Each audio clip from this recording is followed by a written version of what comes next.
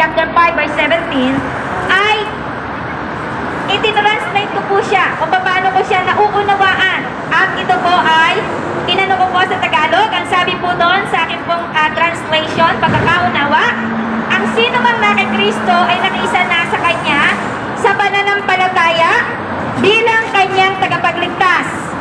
Siya ay bago ng nilalang. Ibig sabihin, bagong katauhan na binago ng banal na Espiritu. Ang lumang pagkatao, yung moral at espiritual na kalagayan ay wala ng bakas sa kanyang pagkatao. Bagong buhay na tinataglay niya dahil ang espiritual na tinanggap niya mula sa Diyos ay nagdulot ng bagong buhay sa kanya na kaisa ni Kristo. So yung pong 2 Corinthians na sinasabi in 5:17 na ang sino mang nakipag-isa kay Kristo ay isang bago ng nilalang, ang nilalaman at kahulugan po noon ay kung sino man ang na kay Kristo ay nakiisa na sa Kanya sa pananampalataya. So pwede ko bang malaman sino na ang na kay Kristo? Pakitaso yung kamay. Amen! Ang ibig sabihin, ikaw at ako ay nakiisa na sa Kanya sa pananampalataya bilang siya ang ating tagapagligtas. Ang ibig sabihin, ikaw at ako ay bago ng nilalang. Tama po ba? Amen.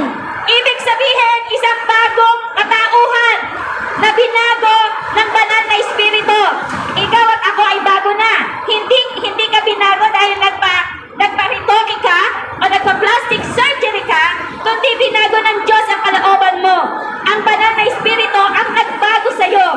Ang luma mong pagkatao, yung luma mo, yung noon mo, yung moral mo at espiritual na kalagayan ay wala ng bakas sa iyong pagkatao. Meron ka ba? Meron pa ba?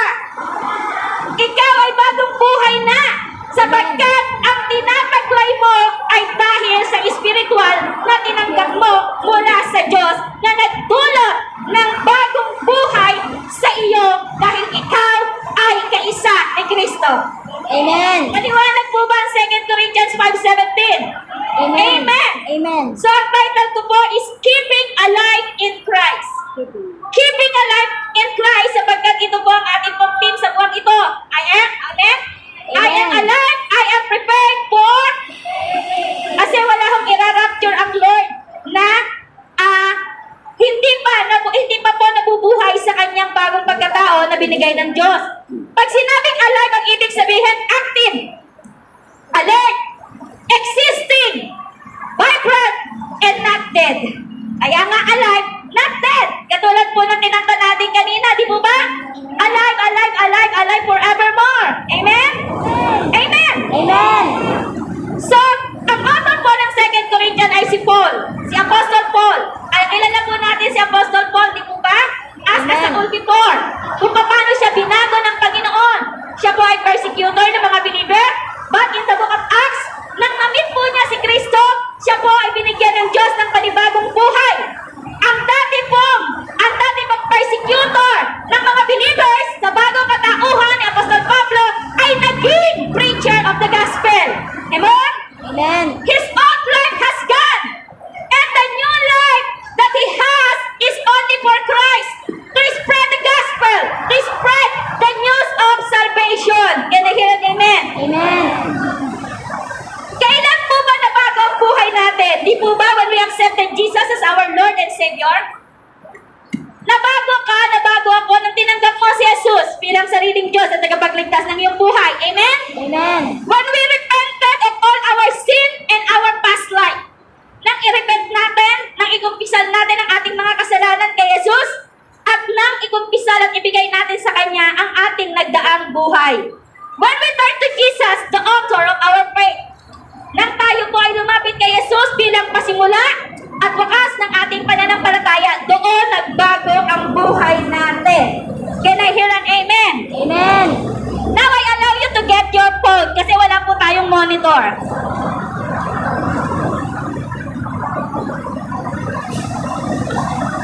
I want you to open your phone, through your phone, the book of Colossians chapter 3, verse 1 to 13 in the Message version. Sige po, kasi wala tayong monitor. Di bale, malapit na po tayo magkaroon ng monitor.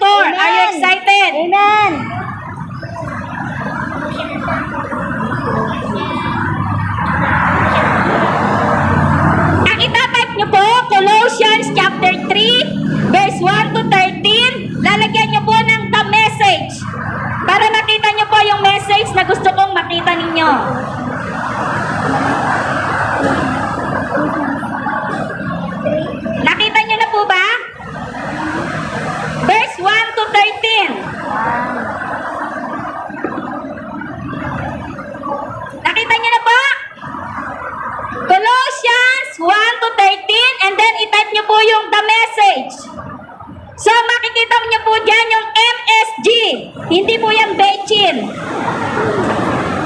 Nakakatakot ang ano.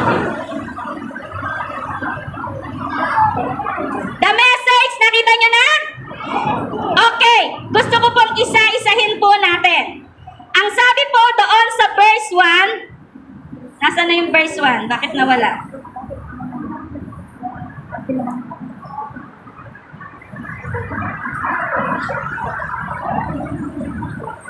Hindi ko siya ma-search. Parang nawala sa aking ano. Ano mo naglalabas?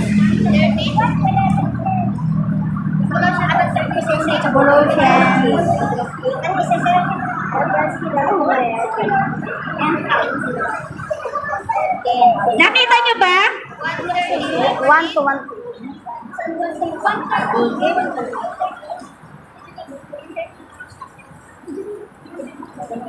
Are you ready?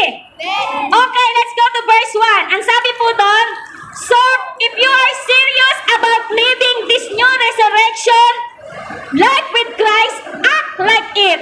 Pursue the things over which Christ presides.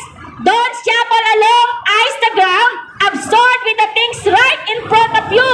Look up and be alert to what is going on around. That's where the action is. See things from His perspective. Ang sabi po ng 1 to 2, kung seryoso ka na nawabubuhay doon sa bagong buhay na ibinigay ng Diyos sa'yo, well, act like it. Isa pa buhay daw po natin. Kung seryoso ka sa bagong buhay na meron ka, isa pa buhay mo. Ang sabi po ng Colossians 1 to 2, pursue. I-pursue mo yung things over which Christ presides. Don't shuffle along. Itingin mo ang iyong mga mata sa paligid. The things right in front of you. Look up. Be alert to what's going on. Diba? Maging sensitive ka. Ano ang nangyayari sa iyong kapaligiran? Ito po yung gustong-gusto ko, yung 3 to 4. Your old life is dead. Sabihin niya nga po, my old life is dead. Parang dead na nga po kayo. My old life is dead. My old life is dead. I have a new life. I have a new life, Which is my real life. which is my real life. Ang sabi po dyan, your old life is dead. Your new life, which is your real life, even though invisible to a spectator, is rich Christ in God. Yung luma mong pagkatao patay na. Bagong nilalang ka na. Yan ang tunay na buhay mo ngayon na dapat makita ng Diyos sa'yo. He is your life. Ang Panginoon na ang buhay mo. Can I hear an amen? Amen.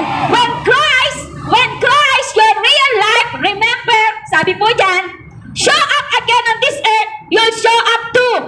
Yung bagong buhay mo kapag si Jesus ay dumating, yun ang makikita ni Jesus. Otherwise, kung hindi mo pa pinuposes ang bagong buhay na galing kay Jesus, hindi mo siya makikita. Hello? Amen. Nais mo bang makita ang ating Panginoon? Amen. So, iposes po natin ang bagong buhay na ibinigay ng Diyos. Can I hear an amen? Amen. That is the real you, the glorious you. Meanwhile, be content with obscurity like Christ. Maging kontento ka kung ano yung ginagawa ng Diyos sa buhay mo. Huwag mong guluhin ang plano ng Diyos sa'yo. Amen. Amen! Hintayin mo siya ng may kabanalan at may pasensya. Minsan po hindi tayo makahintay sa Diyos. Ginagawa natin, dinuunahan natin yung Panginoon sa nais niyang mangyari sa buhay natin. Amen? So, sabi ng 5 to 8, anong ibig sabihin? That means killing of everything connected with that way of death. Dapat patay ka na sa lahat ng konektado sa nakaraan mo. Ang sabi po dyan, sexual impurity, yung mga maling relasyon, yung mga bagay na hindi nakakalugod sa ating Panginoon. Last, doing whatever you feel like whenever you feel like it. Yung ginagawa mo, yung mga bagay na gusto mo dahil nararamdaman mo lang na gusto mo itong gawin. Hello? Hello? Amen. Ang sabi ng salita ng Diyos, tapos ka na dyan. Amen. Dapat ang ginagawa mo na ngayon ay kung ano ang gusto ng Diyos sa buhay mo. Amen. That's life shaped by things and feeling instead of God.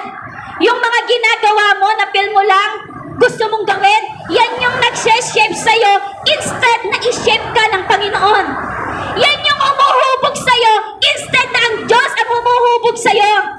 Kaya po kadalasan, hindi nagpo-fall into the plan of God ang buhay natin. Name-mess ito. Amen po ba? Kasi doon po tayo pumupunta sa bagay na hindi nais ng Diyos sa inyo. It's because of this kind of things that God is about to explode in anger. Kapag po hindi makita ng Diyos yung katauhan niya sa buhay natin, God will explode His anger. Nagagalit din po ang Panginoon. That's what you call holy anger. When we claim we are Christian, di po ba? Tapos yung luma nating pagkatao, ganun pa rin. Nakikiapit tayo. May relasyon tayo na alam naman natin hindi tama, but we just go out kasi we just feel like doing it. Di po ba? So yung kasalanan ang humuhubog sa atin. Hindi ang Diyos ang humuhubog sa atin. You know what? God give us. Niregaluhan tayo ng pastor. Niregaluhan tayo ng leader upang maging instrumento ng Diyos upang hubugin tayo sa nais natin. Pero kadalasan lumalabas yung dati natin pagkatao. Ayaw nating magpahubog. Meron tayong sarili nating republika. Hello? Hello? Hindi po tayo, alam niyo po ba, maraming leader na may silent rebellion. Ano po yung silent rebellion? Leader ka, may binaba sa'yo, but instead na maunawaan magpagpasakop ka, meron kang ibang ginagawa. So that's what you call silent rebellion. But you are in leadership. Nasa leadership ka, pero hindi mo nauunawaan ano yung ibinababa ng leader natin sa atin. Kasi ang palagay natin, mas magaling tayo, mas marunong tayo, mas may alam tayo. Hindi tayo nasi-shape ng Panginoon. Sinishape tayo ng sarili nating lumang pagkatao. Kaya ang nangyayari, nadidelay yung tawag ng Diyos sa atin. Nadidelay yung promotion natin na magamit tayo ng Diyos in the fullest. Hello? You know, I love JIL Church because JIL Church was born in the heart of God. And I respect and I submit to the leadership of JIL. Sino man pong ilagay sa akin? Si Ate Merlina, kasama ko po yan when I was a life group leader. Magkasama po kami niyan sa isang cluster. Ang amin pong leader, si Pastora Dayan. Nako, hindi nyo gugustuhin maging leader. At kung mahina-hina ka, wala ka. Noon, submit lang po kami. Pero ngayong kulubos na naunawaan na yung pamamaraan pala ni Pastora Dayan ay hinuhubog lamang kami ng Diyos sa kanyang dakilang tawag sa buhay namin. Hello? Kay Pastora Dayan, hindi pwedeng late. Makakatikim ka. Hello? Amen. Kay Pastora Dayan, hindi ka pwedeng pupunta sa church, sa life group na isang leader na wala kang alam at wala kang ipapakaing espiritual sa iyong nasasakupan. Kahit damit po namin, disiplinado po kami. Ganon, nung araw parang masasaktan kami, pero salamat sa Diyos, pinagtibay kami ng bagong buhay na binigay ng Diyos sa amin. Kasi kung hindi na wala kami, paano na kami ni Ate Marley? Hindi nangyari yung purpose ng Diyos sa buhay namin. Amen. Before hindi po namin maunawaan yun, nako, hindi nyo gugustuhin maging leader si Pastora Dayan. Hindi ko na mabilang ang sigaw na tinanggap ko. Hindi ko na mabilang hindi ko na po mabilang kung ilang beses ako napagalitan. Hindi ko na po mabilang kung ilang beses ako nasigawan. Pero salamat sa Diyos, sapagkat ang lahat ng yon ay humubog sa akin upang maging isang matinong leader. Amen? So paano po ako nagtampo-rurot ako noon? Hindi ako a-attend kasi may tampo ako. Nasaan ako ngayon? Wala. Yes, baka nasa church ako. Pero, yung kabuuan ng plano ng Diyos sa buhay ko, hindi siya nangyari. Hindi ko po mabuksan anong nangyari. Ayun. Hindi siya nangyari. Amen? So, ang sabi po dyan, tuloy natin. Nasaan na tayo? 5 to 8. Doon po tayo sa 9 to 11. Ang sabi doon, don't lie to one another. Huwag ka daw magsinungaling. Amen? Huwag mong sasabihin na, late ako pinapalabas, pero hindi naman. Huwag mong sasabihin na kapag may online Bible study kayo, hindi pa ako tapos, nagluluto pa ako, pero hindi naman. Alam niyo po, minsan kinausap ako ng Diyos dito. I will be honest with you, Watchay. Minsan kinausap po ako ng Diyos sa mga Kristiyanong ganito. Yung po ba nag-aalibay? Hindi, late ako lalabas kasi may pinapaluto. Late ako lalabas kasi ganito. Pero ang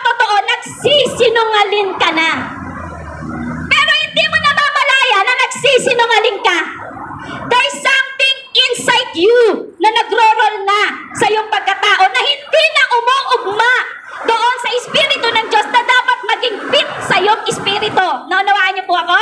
Ay, ano nangyayari? Amen! So, ang sabi po dyan, don't lie. Ang sabi po ng Lord sa akin, you know those Christian who is, parang minamak mo na daw po si Lord. You are not lying to your leader or to your pastor, but you are making a room to enemy to ruin the plan of God in your life. Kasi ang pinagsisinungalingan mo na ang Diyos. Ako po minsan nakasakay sa MTR. Pagsakay ko po sa MTR, merong nakatayo dito sa may tabi ko. May tumawag. Alam ko, JIL. Sabi po siguro ng tumawag, nasan ka na? Sabi niya, ay malayo pa ako, narito pa ako. At tinignan ko yung station. Chaiwan na kami, susunod. Tapos, tinignan ko siya, doon siya pumunta pa mall. Ako pa ganito, sabi ko siguro mag-aalmusal siya. Wala naman pong masama kung sabihin natin na medyo malilate ako, kailangan ko lang talagang mag-almusal. Magkaiba po yun, kaysa sinabi mong malayo pa ako, late ako makakarating. Ano yung pinoprotektahan mo doon? Diba yung sarili mong ego? Tama? Wala pong napalihis ang landas sa taong nagsasabi ng katotohanan. Amen. Kasi mas masarap tanggapin bilang isang leader na nagsabi ka ng totoo kaysa nagsinungaling ka. Kasi ipaparamdam po yun ng Diyos sa amin. Sa totoo lang ho. The leader has an special gift to discern the truth. So, kung yung leader ho, masyado siyang prayerful, kung yung leader masyado talagang mapagsik kay God, hindi niyo sila pwedeng lokohin. Amen. Lagi ko sinasabi sa church one, wag ako. Wag ako. Amen? Amen. Hindi nyo alam kung ano yung minimiss nyo. Hindi nyo alam kung ano yung hinuhubog ninyo sa pagkatao ninyo pag ganun. Just tell the truth. Pasensya ka na, talagang pagod na pagod lang ako ngayon. Kung mag-a-attend ako ng Bible study, baka hindi ko lang ma-absorb. So I prefer to rest. Kaysa, hindi pa kasi ako tapos ang dami ko pang ginagawa. Magkaiba yun. Magkaiba yun. Sabi mo sa katabi mo, magkaiba yun. Tell the truth. Don't tell lie. Amen? Amen. Don't tell lie to one another. Amen. You're done with that old life. Basahin niyo po yung nasa Bible, nasa ano nyo. Ang sabi, tapos ka na dyan. Tapos ka na sa mga pagsisinungaling. Oh, sabi ng Biblia, don't lie to one another. You're done with that old life. Tapos ka na dyan. Sabi mo, tapos na ako dyan. Tapos na ako dyan. Kailangan marunong kang kausapin ang sarili mo. Para hindi ka namomotivate ng kasinungalingan ng kaaway. Amen? Amen. Ang sabi po doon, it's like a filthy set of ill-fitting clothes you've stripped off and put in the fire. Katulad ng po yan ng sira-sirang damit. Dapat sinusunog mo na. Kaysa naman sinusuot mo pa. Hello? Hello? Amen. Bakit ganun, no? Pag ganito usapan, tahimik tayo. Pero pagpapala ang pag-usapan, nalalaglag tayo sa upuan natin kasi on fire na on fire tayo. Pero pag tungkol sa kabanalan, ako po ay 13 taong pastor na. Yan po yung na-observe ko. Bato-bato po sa langit, ang tamaan, mahal ng Diyos. Amen? Ang sabi po dyan, now you're dressed in a new wardrobe. Yung lumang damit mo na sira-sira na, yun daw pong babaho, yun daw stinky, dapat sinunog mo na. Ngayon, magsuot ka ng bagong damit, ng bagong robe. Every item of your new way of life is custom made by the Creator. Ang bawat sinulid, ang bawat bitones, ang bawat design ng kasuotan mong damit ngayon, ang nag-design niyan si Lord Jesus. Amen. Amen po ba? Amen po ba? Amen. Ano po tayo? Talon po tayo sa verse 12. So you chosen by God for this new life of love. Dressed in the wardrobe God picked out of your compassion, kindness, humility, quiet, strength, discipline, be even-tempered, content with second place, quick to forgive an offense. Ang sabi po dyan, ang Diyos ang pumili ng bagong buhay at katauhan na meron na ngayon. Isuot mo ang bagong katauhan na ang Diyos mismo ang pumili at nagbigay sa iyo. Ano po yun? Yung compassion, kindness, pagpapakumbaba, quiet, strength.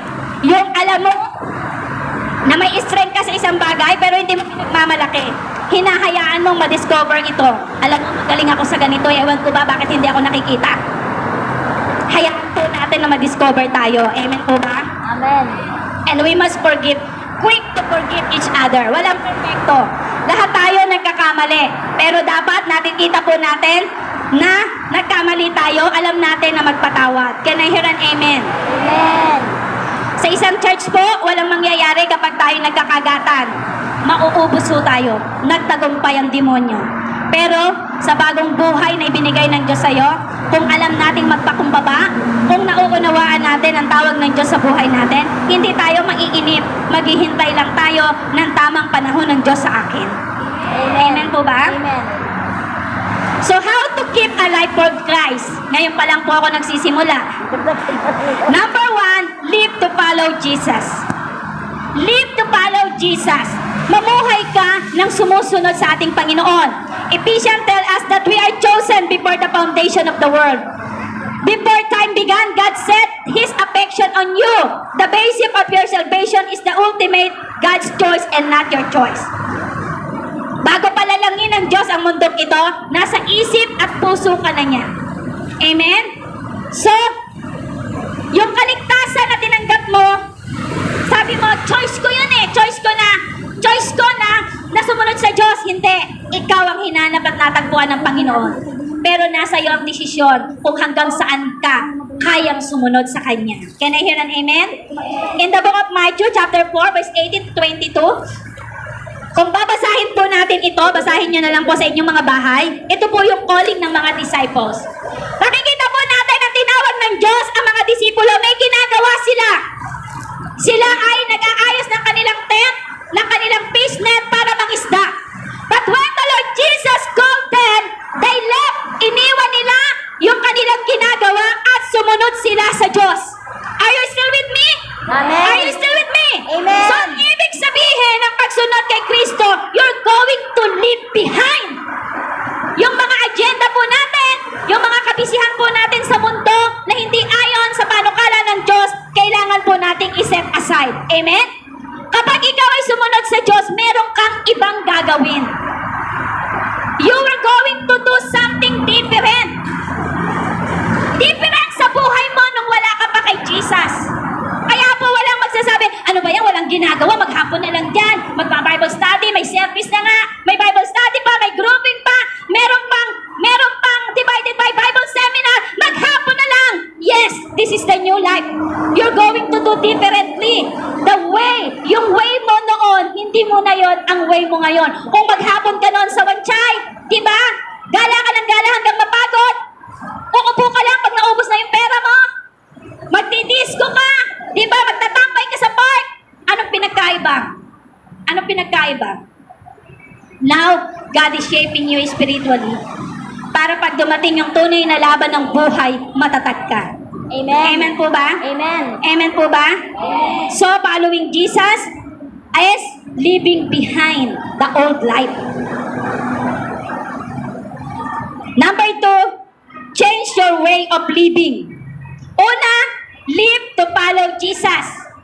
Number 2, change your way of living. Hindi ka pa pwedeng mabuhay kay Kristo na the same pa rin ang iyong lifestyle. Live the new life that God has gave you. Ipamuhay mo ang bagong buhay na ibinigay ng Diyos sa iyo. Amen po ba? Amen. We are no longer live the way we used to, but instead live according to our new nature. Ulitin ko po, we are no longer live the way we used to, but instead live according to our new nature. Hindi ka na nabubuhay doon sa dati mong ginagawa, pero nabubuhay ka na ngayon sa bagong pagkatao na ibinigay ng Diyos sa iyo. Ephesians 4:22 to 24. Amen? That is in reference to your former manner of life. You lay aside the old self, which is being corrupted accordance with the lust of the sin. And verse 23, and that you've been renewed in the spirit of your mind. Wala na po, kasi yung pong dati mong pagkatao na nabubuhay ka sa laman, yun yung nagkukurap ng plano ng Diyos sa iyong buhay. Amen? Amen. Amen. Kung babasahin po natin ang Romans chapter 6, bring out the same point. Romans chapter 6 verse 2, ang sabi po doon, we died to sin. Verse 3, we have been baptized in Christ. Verse 4, we have been buried with Him into death. Verse 5, we have become united with Him in death. And verse 6, our old self was crucified with Him. Our body of sin might be done away with. And verse 7, He who has died. Verse 8, we have died with Christ. Pag binasa mo po ang Romans chapter 6 verse 2 to 8, meron po siyang same point ng Ephesians chapter 4 verse 22 to 24. Ano po ang ibig sabihin nun? That salvation brings a radical change to continue living our former way of life, demonstrate that either you are deceived and continuing in the corruption in here in the lust of old nature, because you have no new nature, or that you need to quit putting of old filthy clothes. Ang ibig sabihin, nadidisip ka ng kaaway na yung dating buhay mo ay nag-i-exist pa rin sa'yo. Either pinipili mo o ayaw mo talagang kumawala sa buhay na yon. The choice is yours. God is not a lie. When God says we have a new creation in Christ, we are a new creation. But you have to possess that new life. Kailangan patayin mo yung lumang pagkatao na patuloy na nag-e-exist sa'yo. You have the power that comes from Jesus, because greater is He that is in you that He is in the world. Habang nagtatagumpay ka, nagapiin ang luma mong pagkatao, lumalakas ang kapangyarihan ng Diyos sa buhay mo. Amen. Pero habang natatalo ka ng luma mong pagkatao, hindi ka makakaalis sa iyong nakaraan. Amen. Hello? Amen. At patuloy kang ibibilanggo nito. Number 3, give your life to God and let Him use you for His glory. Ano po yung una? Number 2? Number 3? Give your life to God. Kapag bumaksak ka sa number 1, hindi mo na masusunod ang number 2. At kapag bumaksak ka doon sa number 1 and number 2, hindi ka magagamit ng Panginoon. Hello? Hello? Amen. Hindi ka magagamit ng ating Panginoon. Give your life to God and let Him use you. Use you for His glory, not for your own glory, but for the glory of the Lord. In the book of Genesis chapter 12 verse 2, we are blessed to be a blessing. Pinagpala tayo ng Diyos upang maging pagpapala sa iba. God bless us with a spiritual gift for the benefits of others. Pinagkalooban tayo ng Diyos ng iba't ibang spiritual gifts upang tayo maging kapaki-pakinabang sa iba.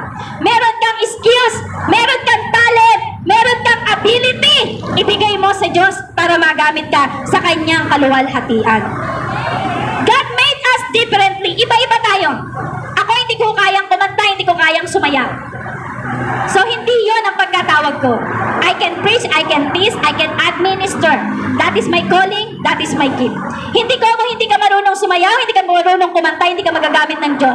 I don't know about instrument, but I can hear through spiritually if the tipa is not right.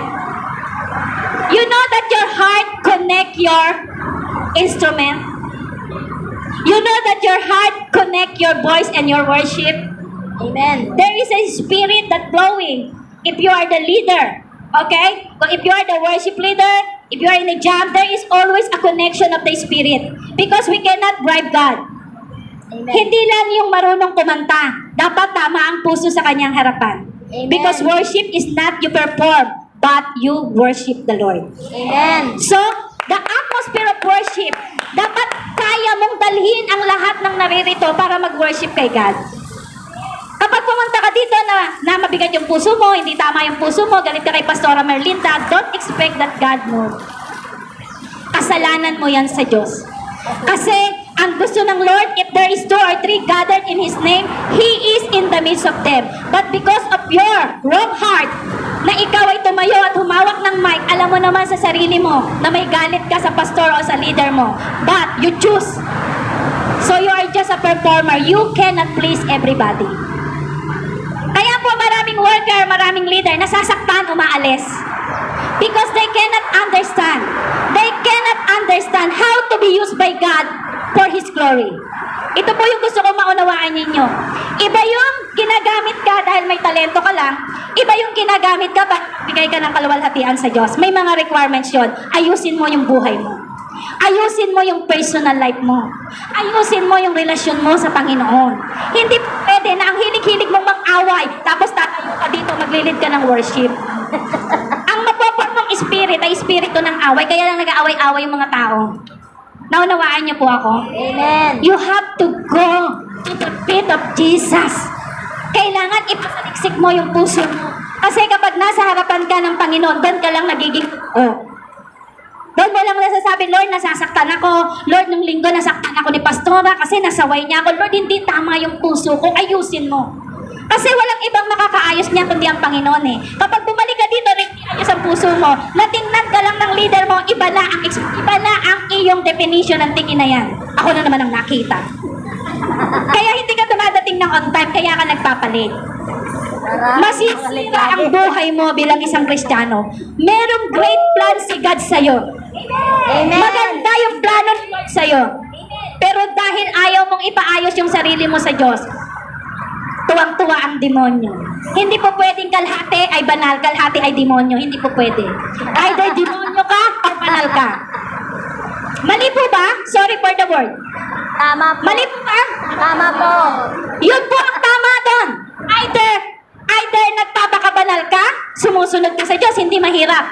Hindi madali. Alam niyo po ba yung istorya ng tipat? Yung tipat po, nakita siya sa isang gallery. Halos lahat gusto niyang bilhin dahil napakaganda ng tipat na yun. Pero along the tipat, bago siya naging kaaya-aya at katanggap-tanggap sa mata ng mga mayayaman at kilalang tao, ang dami niyang pinagdaanan. Before na andyan lang siya sa cabinet pan-display, walang pumapansin. Ang ginawa ng amo niya, kinuha siya. Minold siya. Alam niyo po yung process of molding, masakit. Sabi ng tipat, nire-reshape na ako. Siguro after this, pwede na akong magamit. Pero hindi, after na shinave siya, nilagay siya sa oven. Pinainit. Para ma-shape siya ulit, para maging pulido yung pagkaka-shape niya. Hello? Naunawaan niyo po ako? Amen. Tapos noon, ang daming process. Dinesign, pininturan, ang tagal! Saka pa lang siya nailagay doon sa taas. At bawat isa nakatingala sa kanya, bawat isa gusto siyang kunin. Gusto siyang ariin. Pero yung process, hindi nila alam. Basta ang nakikita lang nila, I want this tipa. Ganon ang buhay natin. Padadaanin tayo ng Diyos sa shaping, sa molding. Hindi madali. Hindi madali. Yung leader natin, nakakala natin, sinasaktan tayo. Instrumento sila ng Diyos para hubugin tayo. Kasi kapag tayo ay nasaktan, kapag tayo na disappointed, kapag tayo nabigo, doon lalabas ang tunay na tayo. Hindi lalabas ang tunay na tayo kapag hindi tayo nadidisappoint, kapag hindi tayo napapagsabihan, kapag hindi tayo nadidisiplina. Hindi lalabas ang sungay natin. Lalabas yan kapag napagsabihan na tayo. Parang ganito. Parang ganito. Parang ganyan. Diba? Ang sasabihin natin, hindi na napansin yung ginawa ko. Hindi na napansin yung effort ko. Hindi na napansin na ako nagpapakain sa kanila. Ako nagluluto. Ako nagliligpit. Ako nagdadala ng pinggan. Wala nang nakita kundi yung mali ko. Salamat sa effort mo. Pero hindi yung pagkain, yung pinggan na binubuhat mo. Baka yun ma-rapture, ikaw hindi. Amen. You have a new life. God intends to design a new creation in your life so that God can use you for His glory. Palaging may glory si Lord sa buhay mo. Diba? Kaya diba yung mga tao pinag-aagawan ka, gusto ikaw yung kasama, gusto ikaw yung magtuturo, gusto ikaw yung maglilid. Diba? Diba? Opo. Kasi nararamdaman nila, once you are in the lead, the presence of God is there.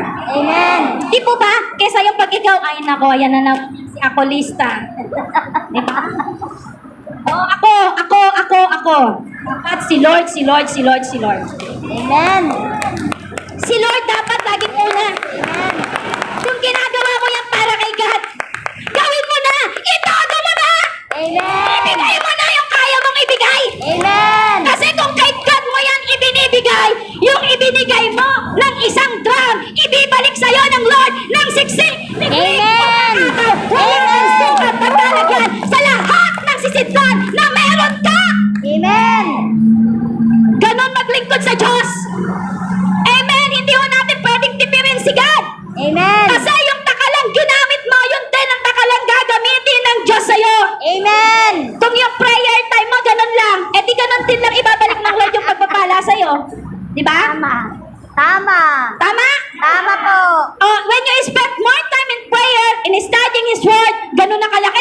akin na rin. Hanggang namamalayan mo yung buhay mo, parang wala ka nang kailangang hanapin.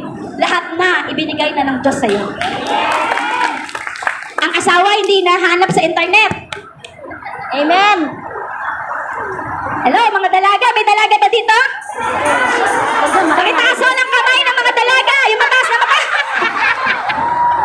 Natatawa talaga. Baka naman kayong dalawa nakikipag-chat pa, ha? Baka kayong dalawa makita ko pa doon sa mga dating apps, ha? Amen! Hindi mo hinahanap yan sa internet. Inilalapit yan kay Diyos at hinahayaan natin ang Diyos ang magbigay. Amen? Buti na lang ang dami ko doon. Tignan niyo po yung kahit gaano kaganda yung closet mo. Kung hindi mo bubuksan at gagamitin ng tubig, walang silbi. Tama po? Yung ilaw na yan. Mamayang gabi madilim. Pag hindi yan binuksan, wala yung silbi. Patay yan. Ganon din ang buhay natin. Hanggat hindi nangyayari ang purpose ng Lord, wala itong silbi. Kailangang mangyayari yung purpose ng Diyos dito. At ano ang purpose ng Diyos sa'yo? Magamit ka niya sa kanyang kalwalhatian. Amen. Use your gift, use your talent for the glory of God. Amen. Huli na number 4, focus on eternity. If you want to keep alive for Christ, focus on eternity. Living life on earth with focus on eternity causes us to live a useful life and a holy life. Alam niyo po, kapag nakafocus ka sa eternity, your life will be useful and you will be focused on righteousness. Kasi, kapag yung focus mo, eternity, naku, dadating na si Lord, dadating na si Lord, dadating na si Lord. Wala na akong panahong magtampo, wala na akong panahong magkasala, wala na akong time. Hello? Amen. Para kuhanin pa ang atensyon ng kung sino man. Dahil eto na ang dakilang plano ng Diyos sa buhay natin. Okay. Magtatapos na po ako. Ang sabi po ni Chuck S., hindi ko po alam kung ano yung S. Your life is like a coin. You can spend it any way you want, but you can only spend it once. Ang sabi po ni Chuck S., ang buhay daw ng tao ay parang isang coins. Nakakita na po ba kayo ng coins? Mga sentimo. Pwede mong gamitin kahit saan, pero isang beses mo lang siya magagamit. Tama? Amen. Tama? Amen. How are you spending your coin? That's called life. Paano mo i-spend ang coin na ito na tinatawag nating buhay? Minsanan lang ang buhay ng isang tao. Walang second life. Okay, ang second life natin is with Jesus na. So yung lahat ng ginagawa mo ngayon, it shape your future. It shape your eternity. Your decision today, it shape your future.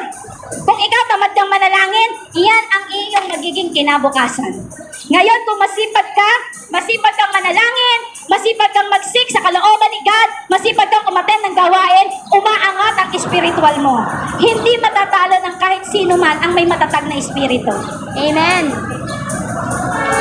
Amen. Ang labanan ng buhay ngayon, hindi pagalingan, patatagan ng spiritual. Amen. Because the enemy is stealing life every second of the day. Every second of the hour. Nagnanakaw ang kaaway. Ang tanong, are we alive?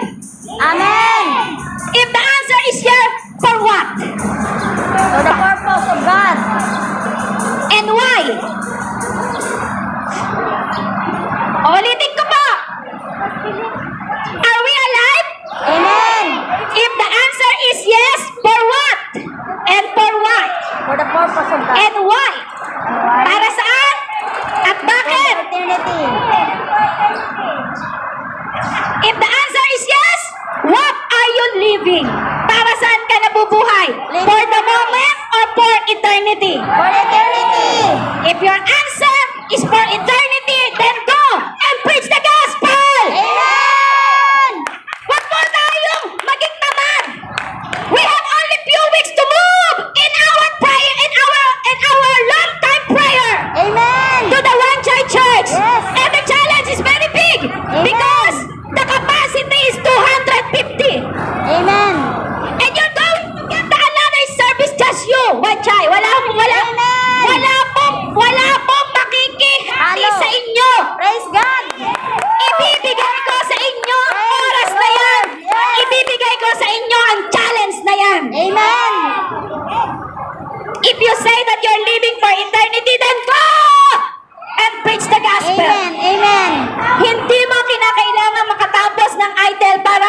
maging matapang ka. Yung buhay mo na binago ng Diyos ay sapat nang maging sandata mo upang Amen. ipangaral mo ang Amen. salita ng Diyos.